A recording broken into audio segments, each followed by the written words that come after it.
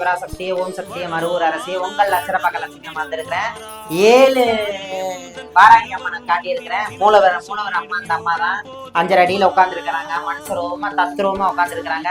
இவளுடைய அழகையே பாருங்க. நேச்சுரலா எப்படி இருக்கும், நேச்சுரல் ரூபத்துல இருக்கிற அம்மா.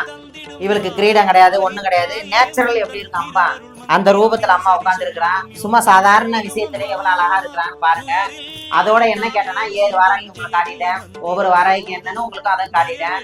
மக்கள் வந்து என்ன கேட்கறாங்கன்னா, வாராகினா நிறைய இடத்துல அந்த வாராகியை வச்சுக்கிட்டு ரொம்ப வேற விதமாலாம் பணத்துக்கோசம் அந்த வாராகியை வச்சுக்கிறாங்க.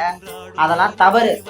மக்களுக்கு வந்து மக்களுடைய விஷயத்துல வந்து வாராகி தாய் வந்து மக்கள்ல வந்து அருள் பாலிக்கணும். அவ நேரடியா வந்து காட்சி கொடுப்பா ஏதாவது ஒரு ரூபத்துல.